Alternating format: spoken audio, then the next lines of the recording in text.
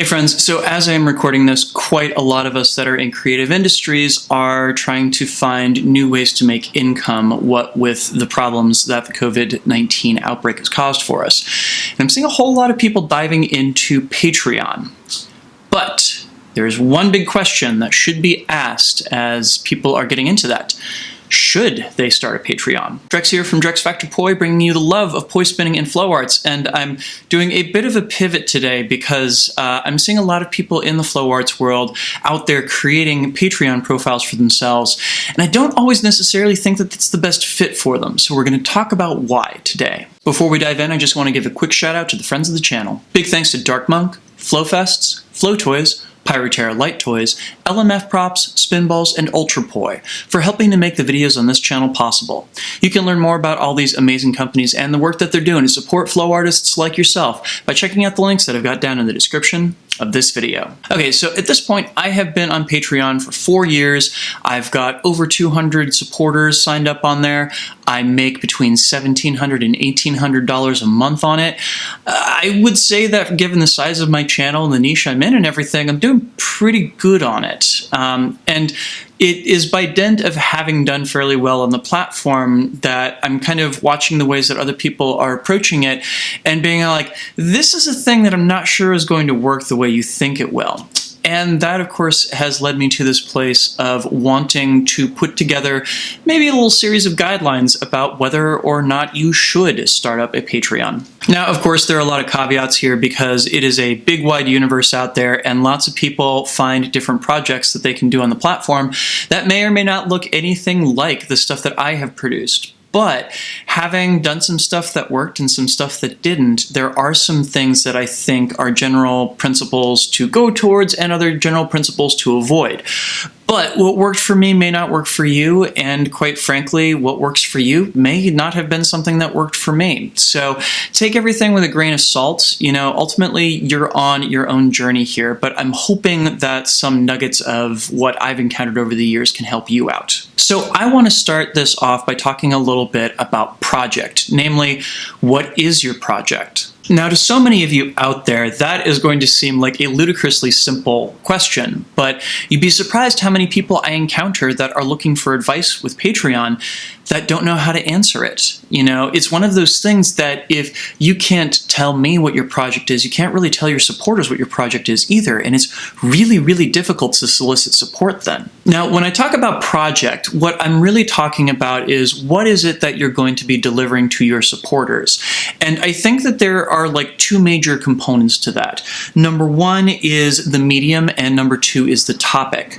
So, for instance, I've known several YouTube channels that start up just for the sake of producing videos on like pop culture topics and everything, and it's really centered around producing the videos. After a while, they find a topic that they want to produce videos regularly on, and that kind of fits them into their groove and everything. And on the flip side of that equation, I've also seen people that have a particular topic that really excites them and that they invest a lot of time in, but they have a difficult time finding out exactly what medium really excites them for it. You know, are they going to do some live streaming? Are they going to, you know, draw artwork inspired by whatever is their particular field of interest and everything?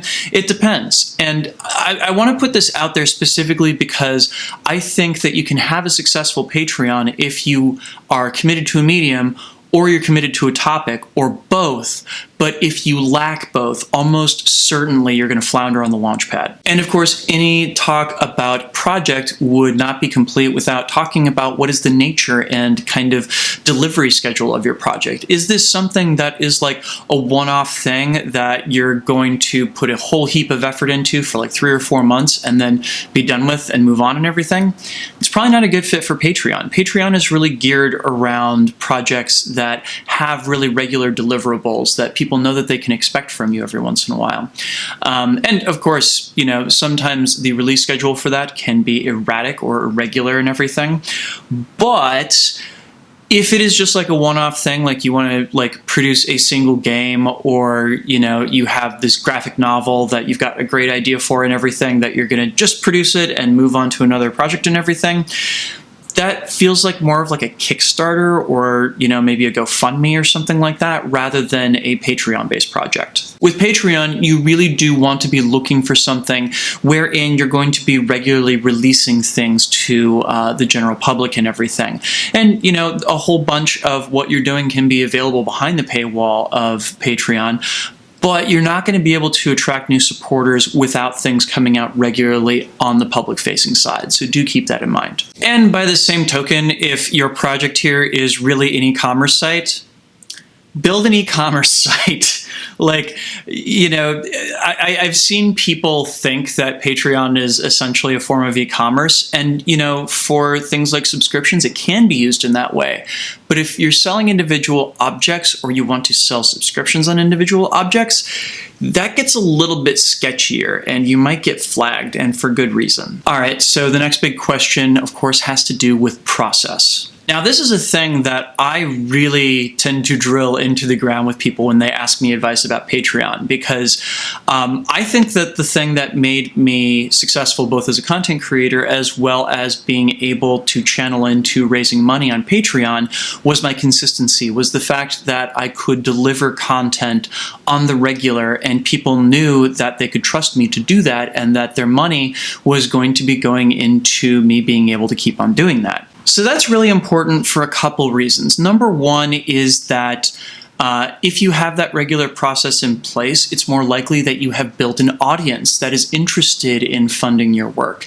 The other part of that, of course, then too, is once you have money coming in to support a given work and everything, if you find that you're overwhelmed creating it, or that you have a process in place that will support doing a big one-off, and then all of a sudden there's no follow-through and everything, you're gonna see a big shelf in the number of supporters and donations that you have for your project and everything. So when there's money on the line, it creates a lot more stress.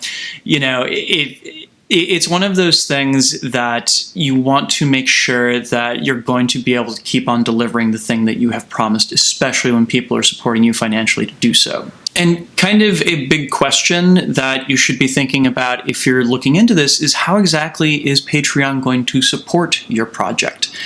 It's very, very easy to just say, okay, it's going to bring money in and everything, and it's going to help make it financially sustainable. And yes, it will do that. But there's a lot of other opportunities baked into Patreon too. Like when somebody loves your content enough to give you money to produce it on the regular, that creates a really, really impactful relationship. You now have found people who are more bought into what you're creating than the rest of your audience. And that relationship is something you should definitely keep an eye on. One of those ways that I think about Patreon supporting my projects is that it is a way for me to identify people that are stakeholders in what I'm creating and everything. There's a big reason why I reach out to my Patreon supporters very regularly to get their input on what topics I make my videos on. Because if they're willing to support me financially, more than likely they have good taste in picking out topics that other people are going to like too. And that has proven to be a really good guideline to go by. Next up, and this is kind of a asterisk or footnote, but Patreon very clearly is more and more becoming a platform that shall we say, the allowed kinds of content are becoming more and more narrow, which isn't to say that they are narrow currently. I think that there are more types of content that are allowed than not allowed. But especially if you're, say, in the realm of producing adult content, you might want to look to some of the alternatives, like, say, OnlyFans, which, granted, they don't have a perfect track record with their own users and everything, but at this point, it's probably a better lead than Patreon is. Think of Patreon as kind of being the more, network TV version of this, and OnlyFans as being the HBO or Cinemax version, yeah? And of course, I would be remiss if I didn't also talk about having an audience. If you are starting from scratch, Might not be the best idea to start up your Patreon right out the gate. Make sure that you've got some content out there. Prove to your audience that you are going to be producing stuff on the regular. Prove to your audience that they can trust you to keep on delivering the same quality of content and everything. Once you have an audience, once you have people that are tuning in regularly to you, it's probably not a bad idea to start up. But if you don't have that audience, a Patreon is not going to do much to help you out. Finally, and I honestly think this is one of the bigger things to be looked out for, you got to be willing to ask people for support. Like, once you create a Patreon, it is absolutely incumbent not only that you tell people that it exists and you ask for them to support you on it, but that you keep on doing that repeatedly. If you are, say, in a position where you feel guilty about asking people for help and everything, then you are probably going to find that your Patreon is only going to grow to a certain threshold. There's literally nothing out there in the world that sells itself. So, you know, if you can't go out there and ask for that kind of help, then I don't think that Patreon or really any kind of fundraising source is going to be the right fit for you. So, to summarize, if you have a project in mind where you either have a topic or a medium or both that is already outlined and that you can really easily describe to somebody else, if you have an audience that is already built in, consuming your content and everything, if you have a process that allows you to deliver content regularly and do so without causing significant problems to your personal and professional life and everything, if you are not regularly producing adult content, and of course, if you are willing to ask for support, if you are willing to put yourself out there and ask people to sign up for your Patreon and everything. If you can answer yes to all those questions, yeah, I think you probably should start up a Patreon. Hope that goes well for you. And of course, this is the part of the process where I tell you all that if you do want to start up a Patreon after all that and everything, I would love to help you out. I have a course on doing just that over at my learning site at learn.drexfactor.com, how to support yourself using your art on Patreon and everything. It will take you through the very, very basic stuff of like how to outline your project and decide on your rewards and everything, as well as how you keep your project going and things that you should be on the lookout for as you move forward with your content production and your Patreon. That is available for a limited time for 50% off by using the code BETA at checkout.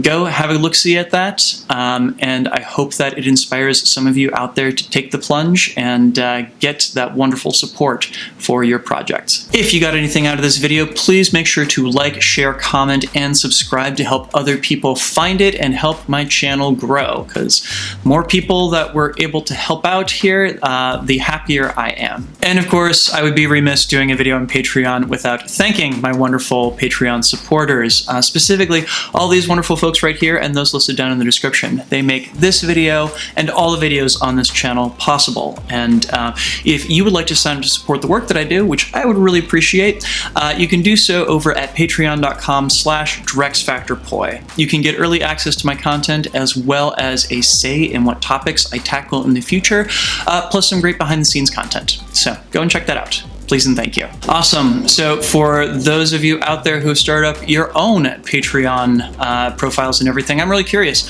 What are some of the best practices that you have found in setting them up? And also, what do you think is the most important information somebody should know before they get started on it? Let me know down in the comments. And of course, let me know if you have other questions related to Patreon that you would love to see answered, and I will see if I can visit them in a future video. Thanks so much for watching, and have yourselves a great one. I'll talk to you soon. Peace.